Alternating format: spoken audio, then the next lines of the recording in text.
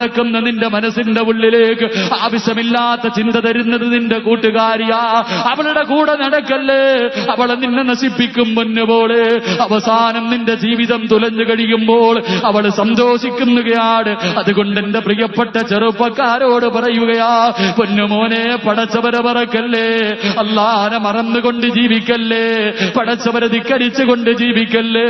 എത്രയെത്ര കാഴ്ച കാണുന്നവരാണ് രാത്രിയിൽ. എന്റെ പ്രിയപ്പെട്ടവരെ, 18 വയസ്സുള്ള +2 വരെ പഠിക്കുന്ന പൊന്നുമോൾ, കൂട്ടുകാരൻ തന്റെ കാമുകൻ വാങ്ങിക്കൊടുത്ത ഉറക്ക ഗുളിക 2 പ്രാവശ്യം അറ്റാക്ക് വന്ന വാപ്പയ്ക്ക് കലക്കി കൊടുത്തിട്ട് കാമുകനെ വീടിനകത്തേക്ക് വിളിച്ചു കയറ്റുകയല്ലേ. എത്രയെത്ര സംഭവങ്ങൾ കണ്ടവരാ എന്റെ പ്രിയപ്പെട്ട ചെറുപ്പക്കാരാ.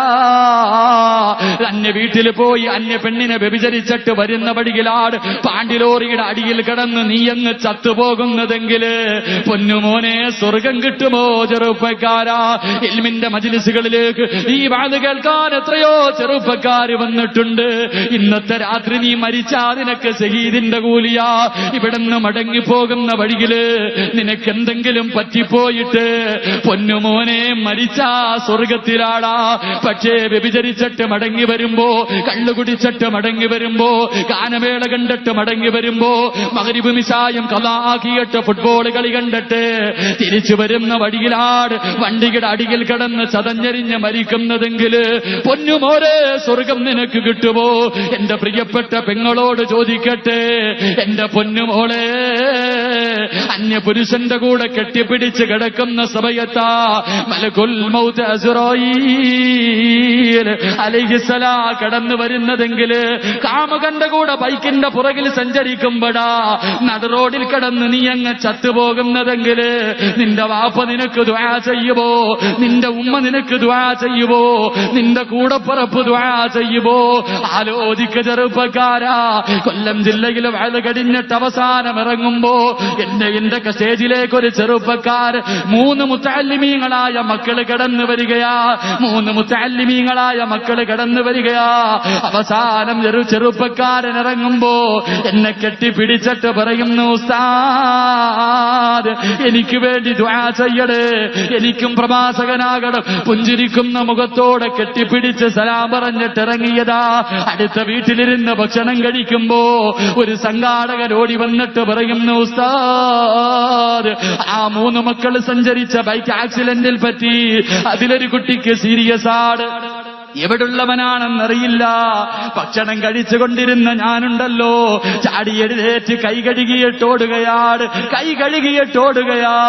എന്റെ പ്രിയപ്പെട്ട ചെറുപ്പക്കാരാ, പുഞ്ചിരിക്കുന്ന മുഖത്തോടെ സലാം പറഞ്ഞ് ദുആ ചെയ്യണേ എന്ന് കൈപിടിച്ച് കെട്ടിപ്പിടിച്ചിട്ട് പറഞ്ഞ ചെറുപ്പക്കാർ അതാ കൊല്ലം മെഡിസിറ്റിയിലേക്ക് കടന്നു ചെല്ലുമ്പോ ഐസിബിനകത്തേക്ക് കൊണ്ടോടുകയാ. ആ പൊന്നുമകന്റെ ശരീരം കൊണ്ടുപോവുകയാ. രാത്രി 3 മണി വരെ എവിടെയാണ് വീടെന്നറിയില്ല. അവന് ബോധമില്ല, കൂടെ വന്നവർക്ക് പരിചയമില്ല. അവസാനം ഫോൺ നമ്പർ കണ്ടുപിടിച്ചിട്ട് നാട്ടുകാരെയും അവന്റെ വീട്ടിലറിയിക്കുകയാണ്. വെളുപ്പാകാലം 3:30 ഡോക്ടർ വന്നിട്ട് പറയുന്നു, ഉസ്താദ്, അറിയേണ്ടവരെ അറിയിച്ചു കൊള്ളുക, ഇനി ഞങ്ങൾക്കൊന്നും ചെയ്യാനില്ല. എന്റെ പ്രിയപ്പെട്ടവരെ, ബൈക്കിൽ നിന്ന് താഴെ വീണിട്ട് തലയടിച്ചിട്ട് അതാ തലച്ചോറിൽ ബ്ലഡ് ക്ലോട്ടായിരിക്കും. രക്ഷപ്പെടുത്താൻ ഒരു വഴിയുമില്ല.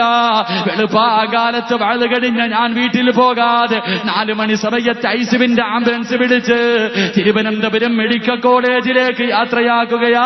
തിരുവനന്തപുരം മെഡിക്കൽ കോളേജിലേക്ക് യാത്രയാക്കിയിട്ട് പുറകിൽ ഇങ്ങനെ വണ്ടിയിൽ വരികയാണ്. 5:30-6 മണിയെത്തി.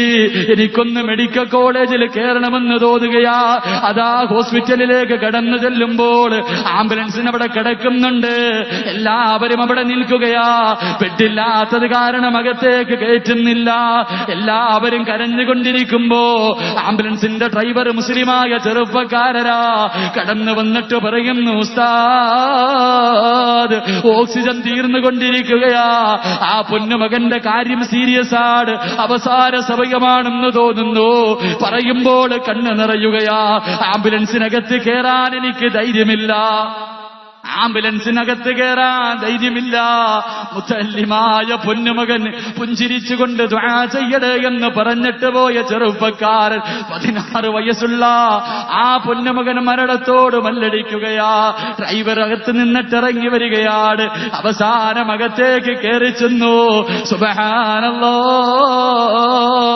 വായിക്കകത്തുകൂടെ പൈപ്പ് കുത്തിയേറ്റിയിരിക്കുകയാ. കണ്ണിങ്ങനെ തുറന്നിരിപ്പുണ്ട്. അവസാന സമയമാണ്. അതാ എന്റെ പ്രിയപ്പെട്ടവരെ, ആ പൊന്നുമകന്റെ അടുക്കൽ നിന്നിട്ട് പറഞ്ഞു, മോനെ ഭയപ്പെടണ്ടടാ, പൊന്നുമോനെ ഭയപ്പെടണ്ടടാ. എത്ര വലിയ ഭാഗ്യവാനാണ്. ഇൽമു കേൾക്കാമെന്നിട്ട് പോകുന്ന വഴിയിലാ നീ മരണപ്പെടുന്നതെങ്കിൽ നിനക്ക് സുഖതാക്കളുടെ കൂടെയാ, നിനക്ക് ഷഹീദിന്റെ കൂലി കെട്ടുമെന്ന് പറയുമ്പോൾ പുഞ്ചിരിച്ചുകൊണ്ടാ ചെറുപ്പക്കാർ അതുവരെ അവൻ അനങ്ങാതെ കിടക്കുകയാ. അവന്റെ കണ്ണിലൂടെ രക്തമിങ്ങനെ താഴെ കൊലിക്കുകയാണ്, കണ്ണുകൾ ചലിക്കുകയാണ്. ആ പൊന്നുമകൻ എന്നെ നോക്കി പുഞ്ചിരിക്കുകയാ. പക്ഷേ ചെറുപ്പക്കാരാ, ആ പയ്യനിന്ന് കബറിനകത്താ, ആ പൊന്നുമോനിന്ന് കബറിനകത്താ. എന്തൊരു ചിരിയായിരുന്നെന്നറിയോ? മോനെ സുഹൃതാക്കളുടെ കൂടെയാടാ, നിനക്ക് ഷഹീദിന്റെ കൂലി കെട്ടുമെന്ന് പറഞ്ഞപ്പോ ആ പൊന്നുമോൻ ചിരിക്കുകയാണ്. കണ്ണ് നിറയുകയാ, രക്തക്കളറ്. കണ്ണിലൂടെ ചുമന്ന വെള്ളമിങ്ങനെ താഴേക്ക് വീടുകയാ. നോക്കി നിൽക്കാൻ എനിക്ക് കഴിഞ്ഞില്ല. ആംബുലൻസിനകത്ത് നിന്നിറങ്ങിപ്പോവുകയാ. എന്റെ പ്രിയപ്പെട്ട ചെറുപ്പക്കാരാ, നിനക്കിതിനുള്ള ഭാഗ്യം കിട്ടുമോ?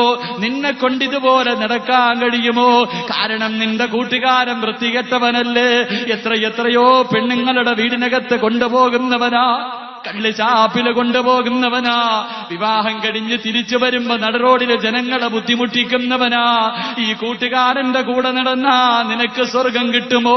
എന്റെ പ്രിയപ്പെട്ട പെങ്ങളെ, ഇസ്ലാമിന്റെ വസ്ത്രമായ ഫർദയും ധരിച്ച് എത്രയോ വൃത്തികേടുകൾ കാണിക്കുന്നവരാ. സിനിമയ്ക്ക് പോലും പോകുമ്പോൾ മഫ്തയും കുത്തികെട്ട് കടന്നു പോകുന്ന എത്രയോ മുസ്ലിം പെണ്ണുണ്ട്. കാമുകന്റെ കൂടെ അമുസ്ലിമായ ചെറുപ്പക്കാരന്റെ കൂടെ ബൈക്കിന്റെ പുറകില് കെട്ടിപ്പിടിച്ച് നടക്കുന്ന എത്രയോ പെണ്ണുങ്ങള്. അതാ മഫ്തയാ ധരിച്ചിരിക്കുന്നത്. പൊന്നുമോളെ, എന്തിനാ അഹങ്കരിക്കുന്നത്? എന്തിനാ? ഇന്നലെ പുതിയങ്ങാടിയില് വാതില് പോവുകയാ. എന്നിട്ട് ഒരു ഭക്ഷണം കഴിച്ച വീടിനകത്തേക്ക് 9 വയസ്സുള്ള ഫാത്തിമയും ഐസയും എന്ന് പറയുന്ന 2 മക്കള്, 9 വയസ്സാട് വീടിനകത്ത് കിടക്കുകയാ. എന്റെ പ്രിയപ്പെട്ടവരെ, വീടിനകത്തേക്ക് കടന്നു ചെന്നപ്പോൾ 9 വയസ്സുള്ള ആമിനയെന്ന് ഫാത്തിമയെന്ന പൊന്നുമോളുണ്ടല്ലോ, 2 കുട്ടികൾ കിടക്കുകയാ. 9 വയസ്സുള്ള പെണ്ണിന്റെ കോലം എങ്ങനെയെന്നറിയുവോ? 9 വയസ്സുള്ള ഫാത്തിമ എന്ന പൊന്നുമോള്, എന്റെ പ്രിയപ്പെട്ടവരെ, കൊക്കിന്റെയും കോഴിയുടെയും കാലിരിക്കുന്നത് പോലെ കോഴിയുടെ കാലിന്റെ അത്രയാണ് ഒരു കൈയുള്ളത്. രോഗം പിടിച്ചിട്ട് ചലിക്കാൻ പോലും കഴിയാതെ കിടപ്പിൽ കിടന്ന് മലമൂത്ര വിസർജനം നടത്തുകയാ. ഐസ എന്ന പൊന്നുമോൾ 9 വയസ്സാ. ഉമ്മാന്റെ കരച്ചില് കണ്ടിട്ട് സഹിക്കുന്നില്ല, വാപ്പാന്റെ കരച്ചില് കണ്ടിട്ട് സഹിക്കുന്നില്ല. ഉസ്താദേ ദുആ ചെയ്യടേ, ഉസ്താദേ ദുആ ചെയ്യടേ. പൊന്നുമോളെ, അഹങ്കരിക്കല്ലേ, അല്ലാഹനെ മറക്കല്ലേ, ധിക്കാരിയെ പോലെ നടക്കല്ലേ. പടച്ചവൻ നിന്നെ വേദനിപ്പിക്കും പൊന്നുമോളെ, പടച്ചവൻ നിന്നെ കരയിപ്പിക്കും പൊന്നുമോളെ. എങ്ങനെയാ കരയിപ്പിക്കുന്നതെന്നറിയോ? കരയിപ്പിക്കുന്നതെന്നറിയോ? നിന്റെ പൊന്നുമക്കൾക്ക് അല്ലാഹു മാരക രോഗം തരും പൊന്നുമോളെ. നിന്റെ ഭർത്താവിനെ പടച്ചവൻ പെട്ടെന്ന് മരിപ്പിച്ചിട്ട് നിന്നെ കണ്ണീര് കുടിപ്പിക്കും പെണ്ണ്.